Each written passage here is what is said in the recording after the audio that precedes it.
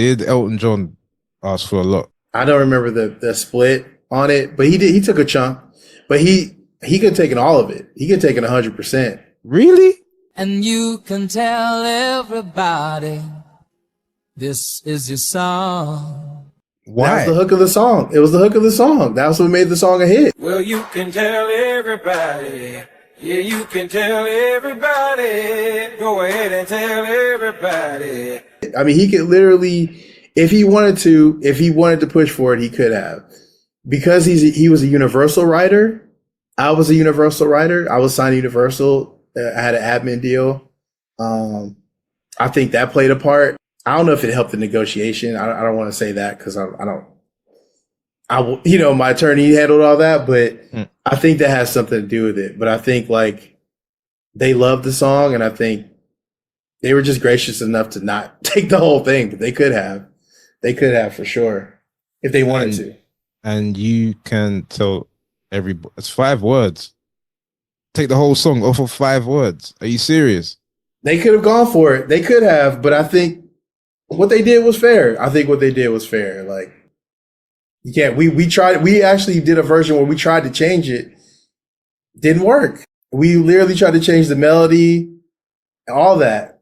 And, and I'm like, at the end of the day, it was like, you can't change the feeling. The feeling is everything. You can't change the feeling. Like, it's not going to it could get better, but it didn't in that case. So I've heard some crazy like sampling stories, man. Of Dude, the minute things.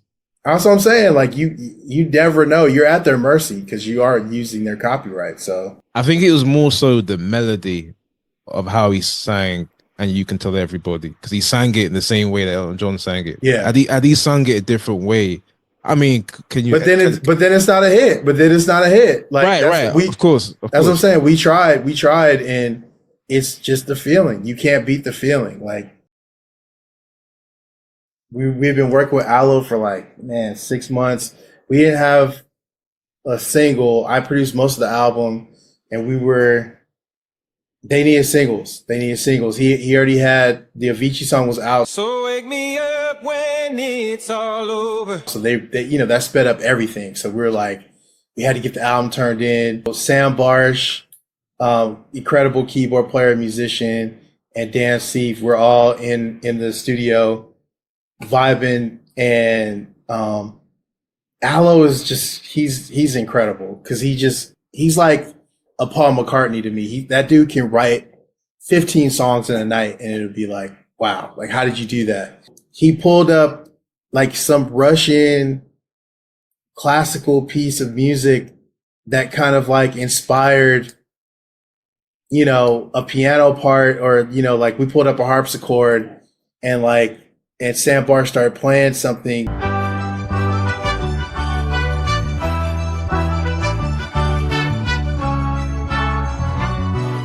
In that kind of vein, and that kind of like sparked the whole idea. And like from there, like we start adding piano, and Dan's playing bass, and I just have like just like a basic drum track under it.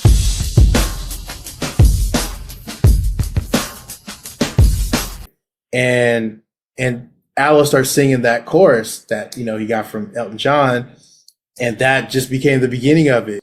Going back and forth with Interscope and Larry Jackson, and you know what I mean? They're like, we gotta turn something in, whatever.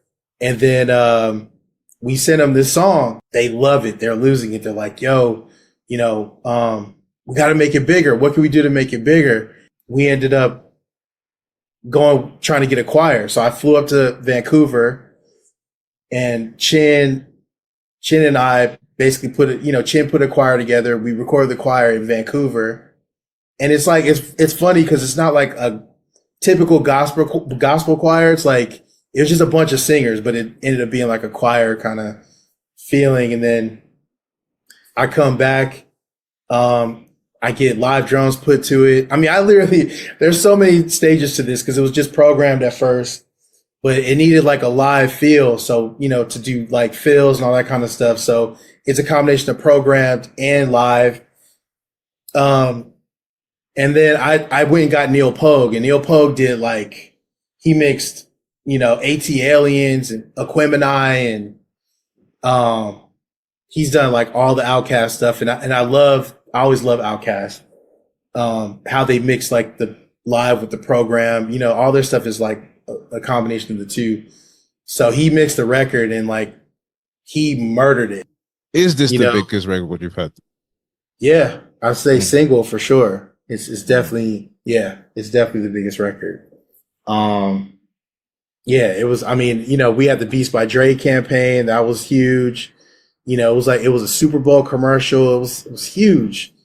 And it became a hit because of the commercial. It ended up going to radio and all that kind of stuff. Because before it was just like they just used it in the Beats, but the Beats by Dre commercial was so powerful. It was with Colin Kaepernick, and then they had the Kevin Garnett one, and it was like this huge campaign. And then it became a hit based off of that.